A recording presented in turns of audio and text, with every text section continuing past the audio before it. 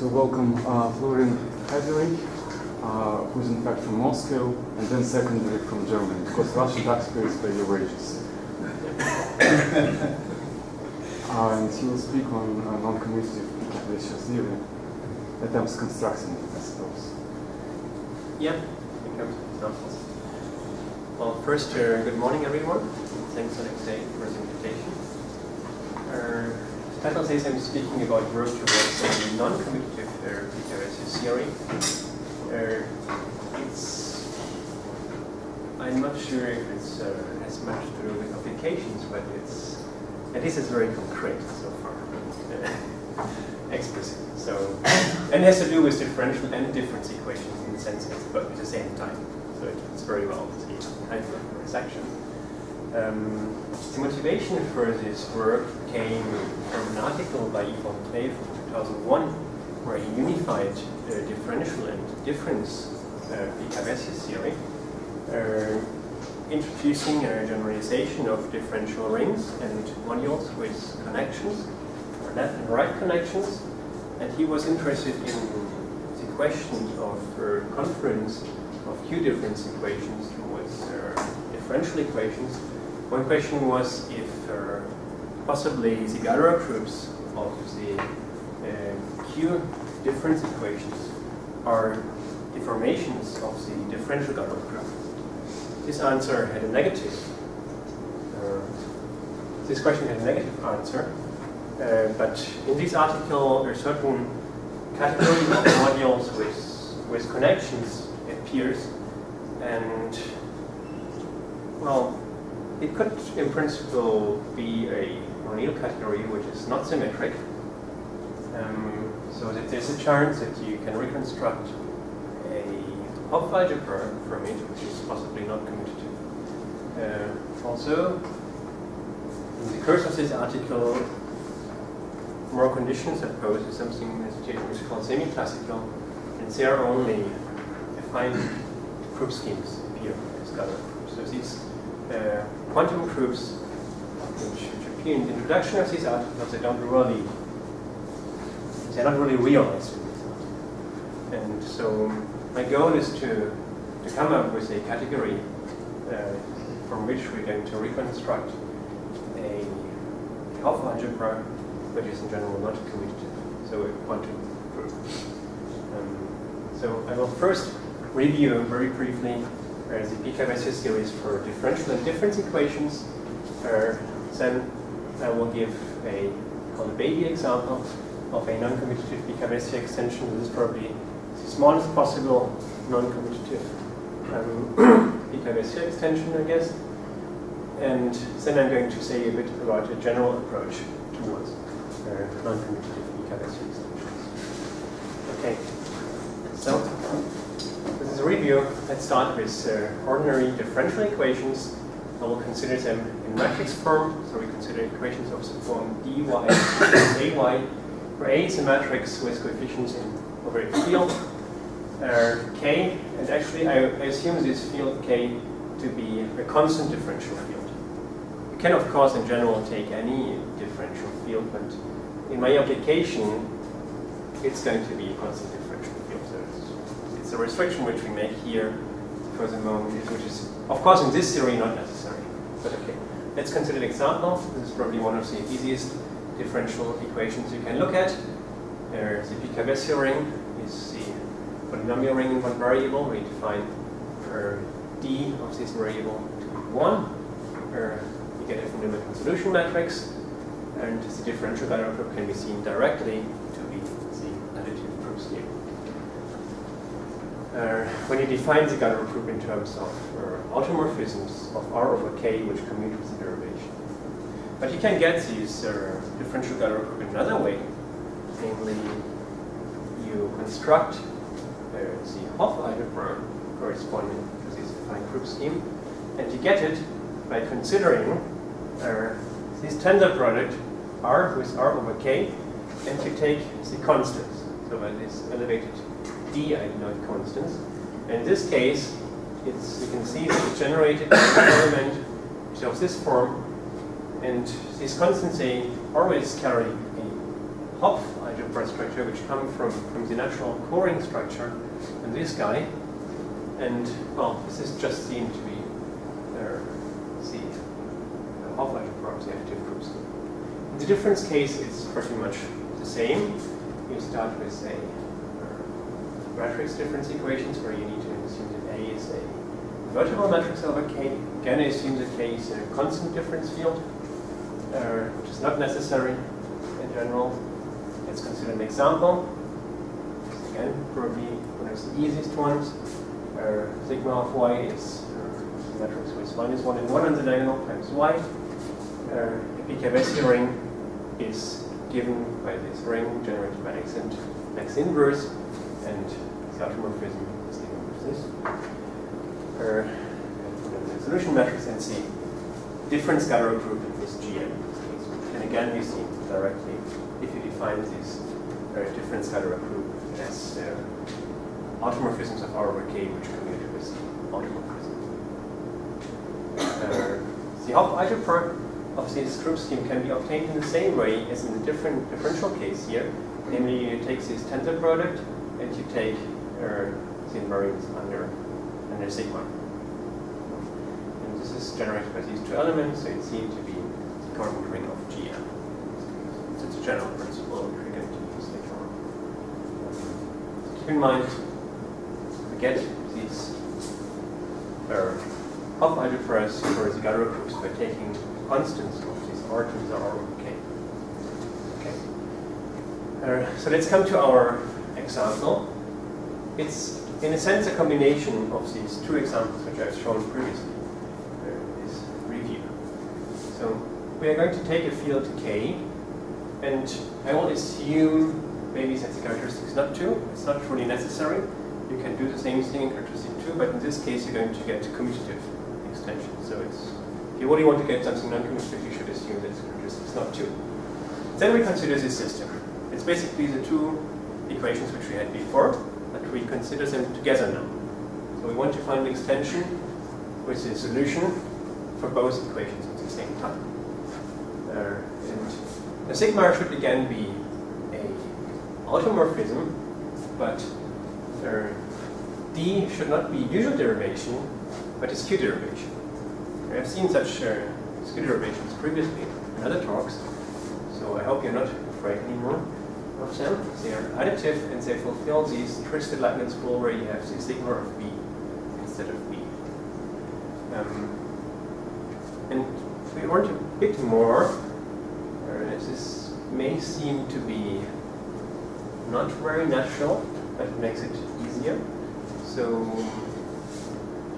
actually it's probably not necessary to have these conditions, but we want that the square of sigma is 1, the square of our derivation should be 0, and we want that sigma and the derivation are anti-commute.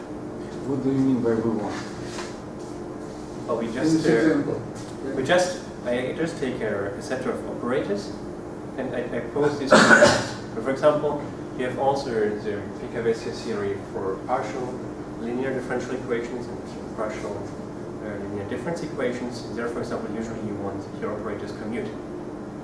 So here I say, well, I want that they not commute, but they anti-commute. It imposes these additional conditions. Of course, this imposes certain integrability conditions on your matrices. Not every system has a chance to have a Picard-Vessiot extension, but you can check that the integrability conditions which follow from these equations, they are satisfied with these two matrices. This system is integrable with respect to these conditions. So it's reasonable. So the bad news is, if the characteristic is not 2, then there are no commutative Picard-Vessiot extensions, for example. And well, that's kind of the intention, right?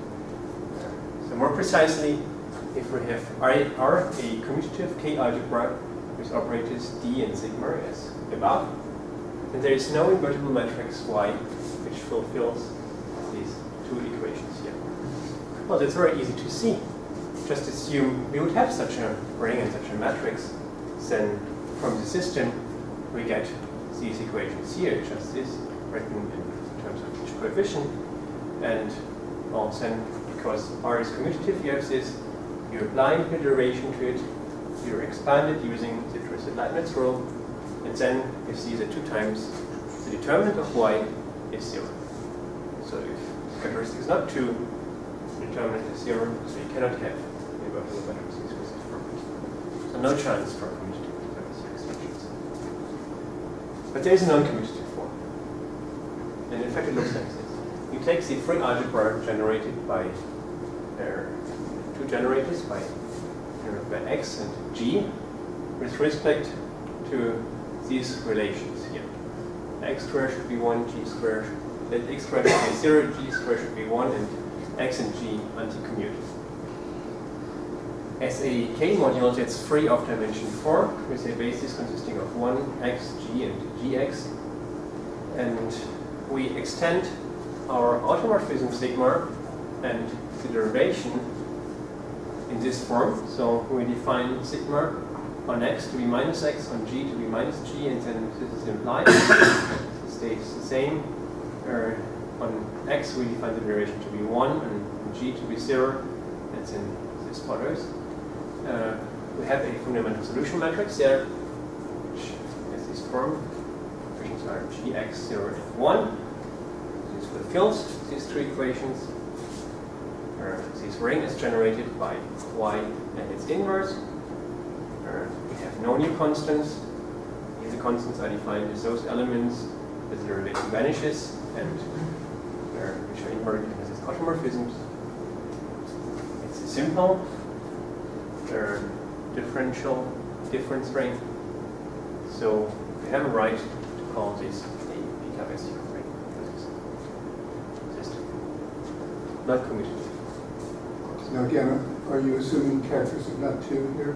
What? Are you assuming characteristic not equal to 2 here?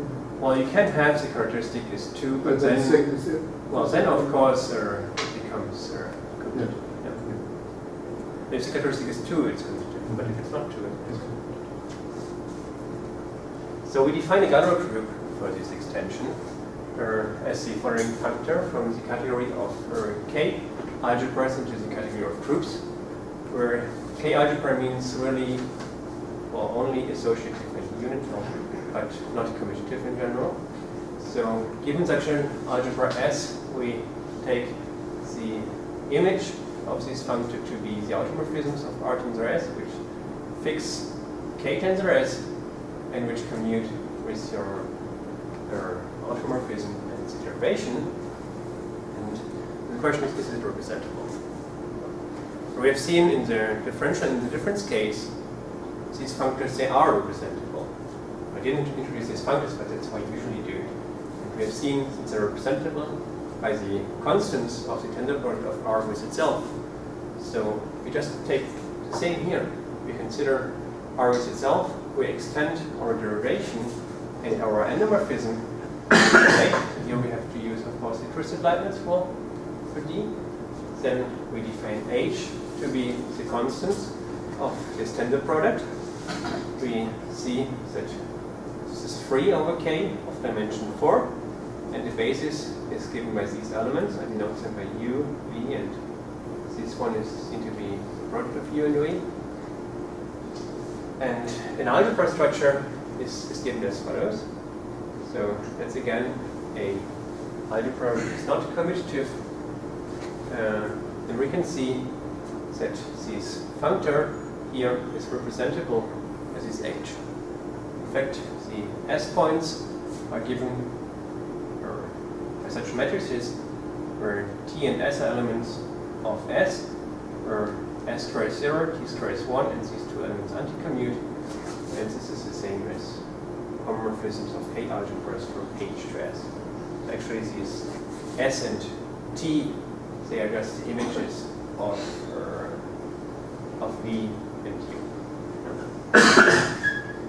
So we are happy. We have got an algebra which represents this Galois group functor, and this of course it's an off algebra. This H it carries this co-multiplication, co-unit, and antipode. It's not commutative, as we have seen. U and V don't commute, and it's not co-commutative because here get a U here as well. So these formulas, they don't stay the same if you change the first and second factor. So it's a Hopf algebra, it's laser commutative normal. And R becomes actually a right H co-module algebra with respect to this co-module structure, where you define it on this fundamental solution matrix in this form, where Z is Y inverse into 1 multiplied by 1 times Y. If you consider it in elements, it looks like this. And we get, if we take the base extension of this morphism rho, the left R-linear base extension, we get an isomorphism. And this isomorphism, we know it from the Picard-Vessiot series. Namely, it just says, in the commutative case, that the spectrum of R is a spec H torso. And this is a kind of a non-commutative generalization of it, so you can consider R as a non-commutative affine space, which is a principal homogeneous space for this quantum proof H. Okay. There's another Hopf algebra L involved, which we can construct from R and H if we equip this tensor product with a right H co-module structure in a diagonal form, and then we take the co-invariance of this tensor product, where in the right factor we have to use the opposite ring. Well, you can calculate what you get. The basis is also of dimension 4. It's also not commutative. It's not co-commutative neither. Actually, L is isomorphic to H. R becomes the left L co-module algebra with respect to this structure. And again, you get such an isomorphism just as in the case of the right coaction. So R is also a kind of the left torso for L. Okay, let's come to the Gunner correspondence. Consider the subalgebras of R over K. Get these three intermediate algebras generated by 1 and G, or where space is 1 and G, one whose space is 1 and X, and one whose space is 1 and GX.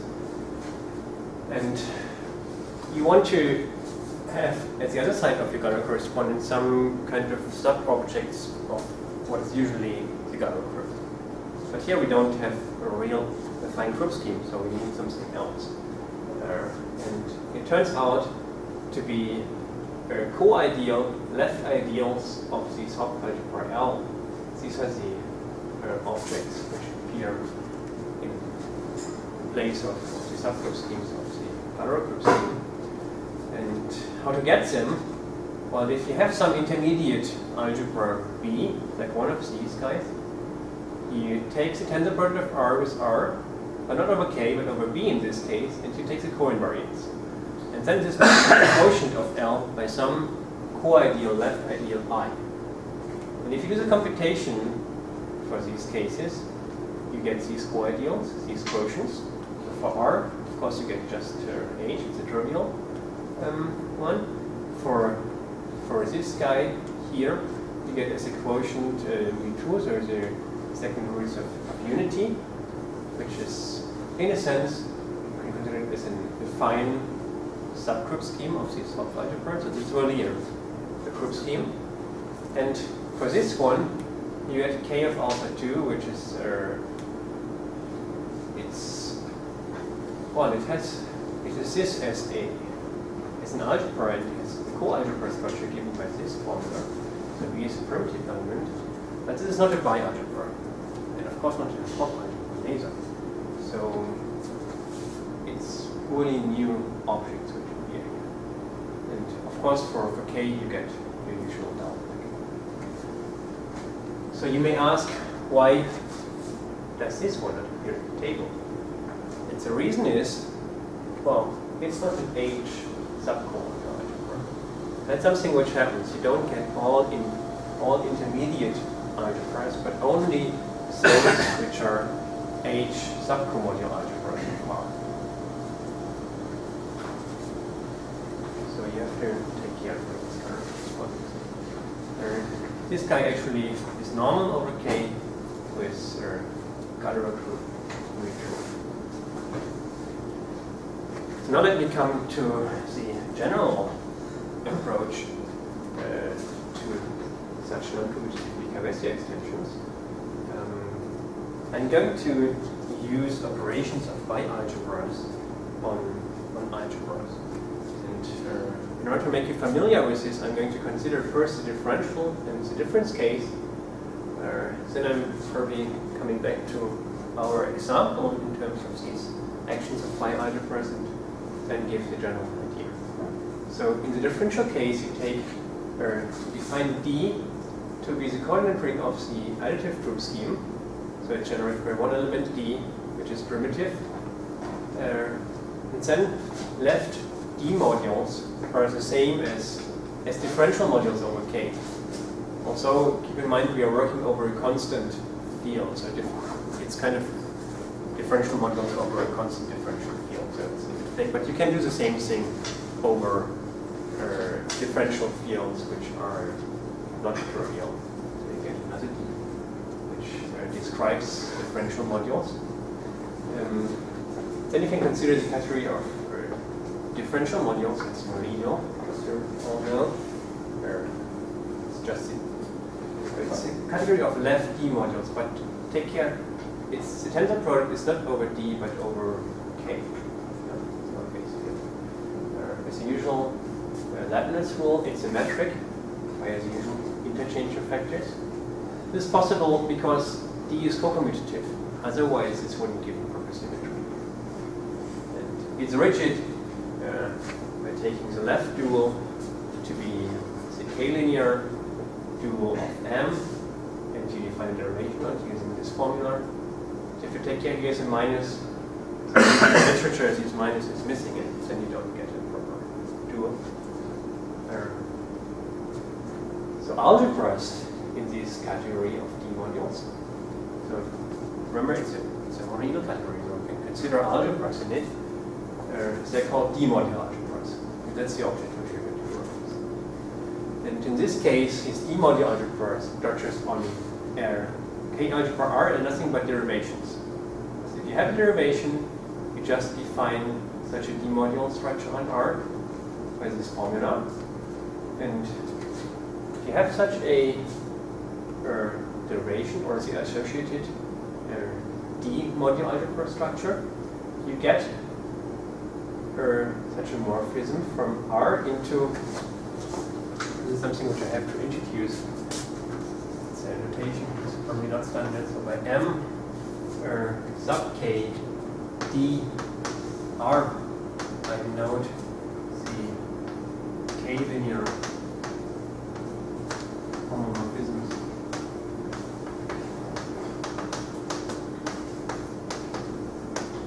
from D to R. I'm going to use these notations in general. So it's basically here you have the category, you have two objects that denote by this symbol category, one object, another object. With morphisms in this category from one object to another one. Usually people would write hom dr, but the problem is if you write hom k, you don't know what kind of homomorphism. Is it homomorphism of k modules or k algebras or whatever? So be more precise and morphisms of k modules here.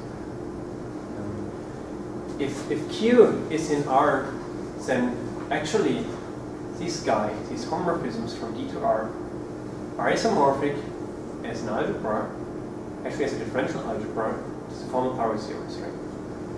Using these formula. And if you compose these two morphisms, this one and this one, you get this. That's what is called the universal Taylor morphism. In positive characteristic, however, this mod dr is not reduced. It actually is isomorphic to the ring of Hurwitz series.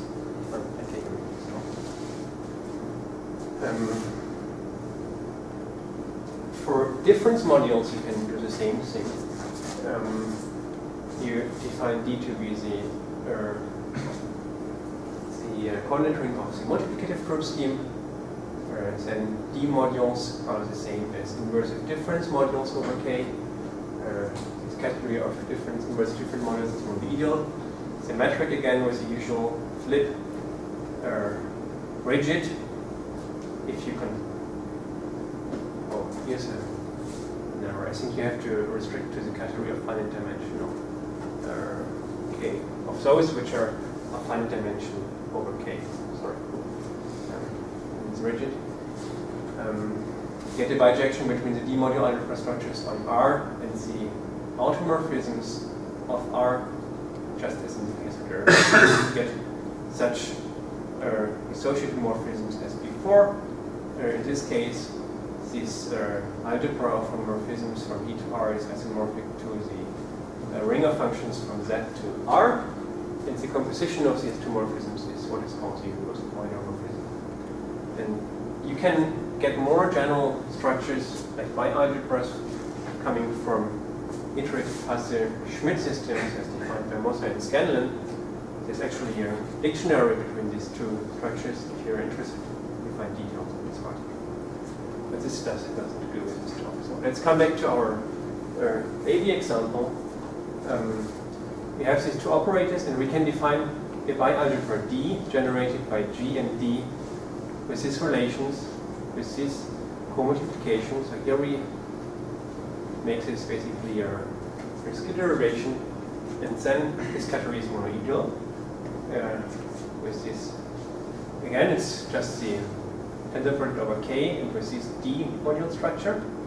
And algebras in this category are just the same as K algebras to equivalent precision automorphism, and such as two derivations as before. So the D module structures are just what we had in our example before. This D actually carries a quasi-triangular structure. Never mind if you don't know what it is.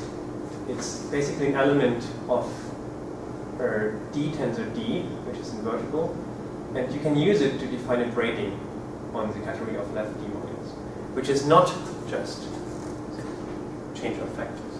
Yeah, because this wouldn't be possible because the co-multiplication is not co-commutative. Again, the subcategory of left D modules which are of finite dimension is rigid. You take the usual K-linear dual with this D module structure. And so in general, you can take any quasi-triangular Lauf algebra with a quasi-triangular structure. You consider the category of left D modules is monoidal. Tensor product is again the product over K with this D module structure, where here we use their sweeper notation. These are the factors appearing in the co-multiplication. It's braided, given with the braiding coming from the quasi-triangular structure. The subcategory of those D modules which are finite dimension over K is rigid. The left dual is given by this formula, which involves the antipode. And then if you have a given left D module M, you can consider the full subcategory of left D modules, which consists of subquotients of direct sums of tensor products of M and its dual. And then you apply a non-commutative Tanaka reconstruction, and what you get is a dual quasi-triangular, possibly non-commutative form algebra. That means a quantum proof. So our Gunner proof is not longer an anti-proof scheme, but a quantum proof. And this was our goal. So I don't know how much time I have. It's a good time to stop. Okay. So thank you very much for your attention.